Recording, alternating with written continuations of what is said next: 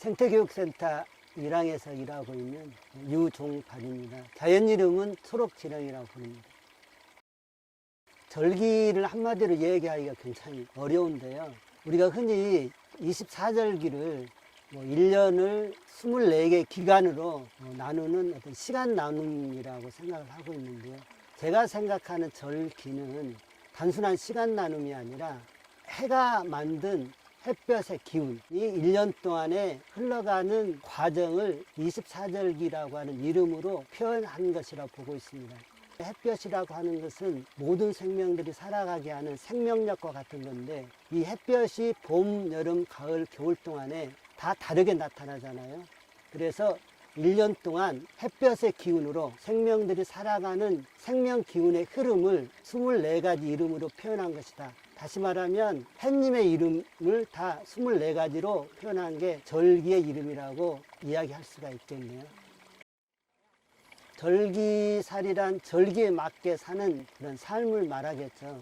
보다 구체적으로 얘기하면 때에 맞게 사는 건데요. 우리가 흔히 어른들이 아이들에게 제발 철 좀 들어라 이런 얘기를 하잖아요. 여기서 말하는 철이라고 하는 것은 때를 말하는 거고요. 때라고 하는 것을 우리는 절기로 표현할 수가 있습니다. 철이 없다 이 말은 때를 모른다, 때를 모르게 산다 이런 얘기고요. 지금 어떤 때인가, 이 때에 내가 어떻게 살아야 되는가, 이것을 아는 게 절기살인데요. 우리가 쉽게 나무를 통해서 보면은, 나무는 봄이라고 하는 때에 꽃을 피우고 열매를 만들죠. 그리고 여름이라고 하는 때에 뜨거운 햇볕으로 열매를 키우고, 가을이라고 하는 때에는 이슬과 서리로 열매를 맛있게 익히죠. 겨울은 차가운 기운으로 자기의 생명력을 단단하게 하는데요. 나무가 살아가는 것들이 바로 절기살이라고 볼 수가 있는데, 이것들을 우리 삶으로 끌어와서 때를 알고 그 때에 맞게 사는 것, 이것이 절기살이라고 볼 수가 있겠습니다. 생태 공부는 이 절기 공부가 바탕이 되어야 완전한 그런 생태 공부를 할 수 있더라고요. 왜냐하면 봄에 꽃 피고 가을에 결실을 맺고 하는 이런 생태적인 변화가 다 절기와 관계가 돼 있어요. 왜 이때 꽃 피지? 왜 이때 곤충이 나타나지? 왜 이때 새가 나타나지? 이런 생태적인 이야기는 모두 다 절기 이야기가 숨어져 있거든요. 그러니까 절기를 모르면 자연 속에 일어나는 여러 가지 생태의 모습이 근본적으로 이해가 되지 않는 거예요. 그래서 생태 공부 이전에 절기 공부가 바탕이 되기 때문에 우리 생태교육센터 1항에서는 절기를 중점적으로 공부하고 있습니다.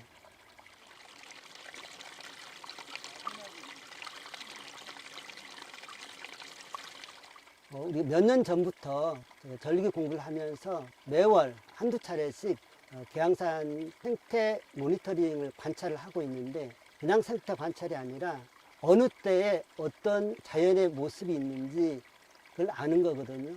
그래서 그 자연의 모습을 통해서 우리가 어떻게 살아가야 되겠다. 지금 절기로 얘기하면 한로, 마루에 해당되는데요. 지금은 곤충들은 이제 겨울 준비를 하기 위해서 들어가고, 나무들은 열매를 아주 튼실하게 익혀가지고 많은 생명들에게 먹이로 나눠주고 있습니다.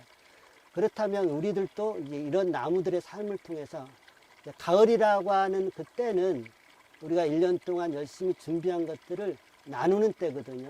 그래서 이 한로 때는 나는 누구하고 무엇을 나눌 수 있는지, 나누고 있는지, 그런 것들을 같이 고민하는 게 절기 생태 공부의 의미가 되겠습니다.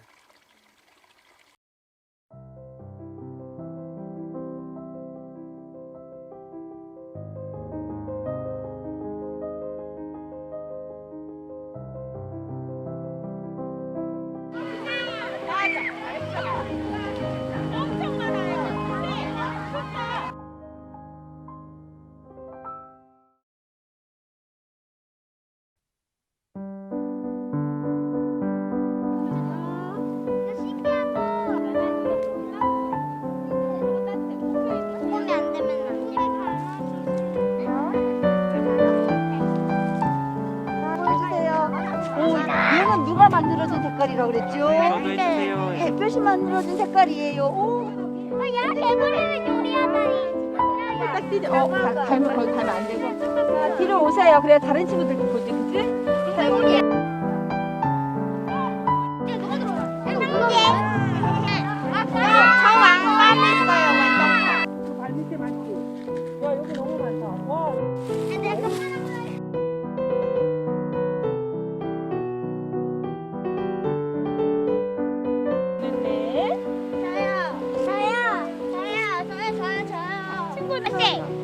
빨강색. 다리. 우리 갈색. 빨강색 어디서 보았니? 열매. 열매 좋아. 색깔을 친구 안 쓴 친구한테도 한번. 너무 로돌의 속 색깔도 봤어? 좋아요. 하얀 햇볕을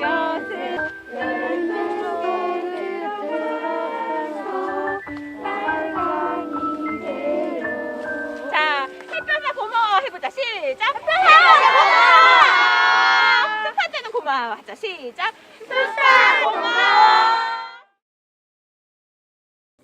안녕하세요. 절기 생태놀이 안내자 들바람입니다. 제가 들바람으로 이름을 짓게 된 이유는 어렸을 때 시골에서 농사 짓는 일을 엄마 도와서 하다 보니까 바람이 와서 땀을 식혀주더라고요. 그래서 나중에 커서 그런 사람이 되어야 되겠다라는 생각을 해서 들바람으로 활동하고 있습니다.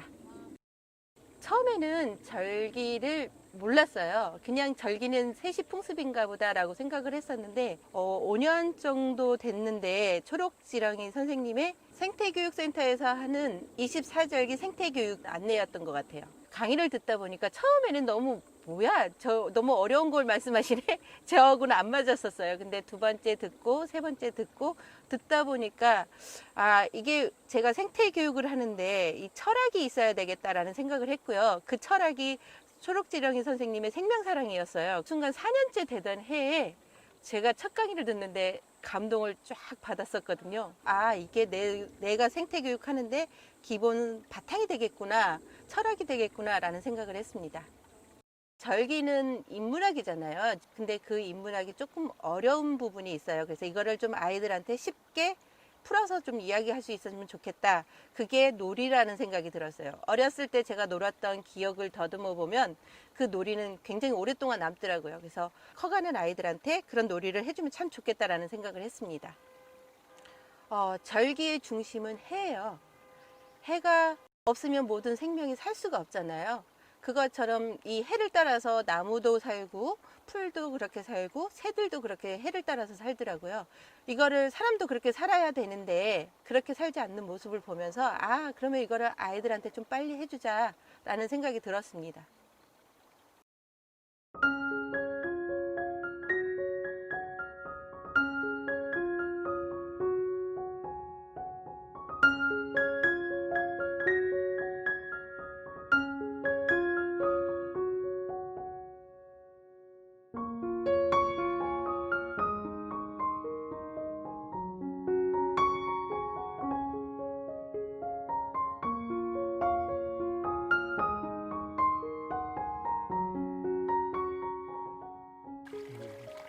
코로나19로 굉장히 힘들어 하잖아요. 제가 절기 공부를 해보니까 인간이 코로나19를 걸린 이유는 다름 아닌 절기의 흐름대로 자연의 기운대로 자연과 조화롭게 살지 않는 것에서 코로나19가 나왔다고 생각하고 있거든요. 그래서 지금 너도 나도 그 백신 개발하기 위해서 노력을 하고 그것만 맞으면 될 거라고 하는데 저는 최고의 코로나 백신은 절기살이라고 보고 있습니다. 그래서 절기를 알고 절기에 맞게 사는 것이 저는 무엇보다도 우리가 건강하고 아름답게 살 수 있는 비결이라고 생각하기 때문에 꼭 절기에 대한 이해와 공부가 있었으면 좋겠습니다.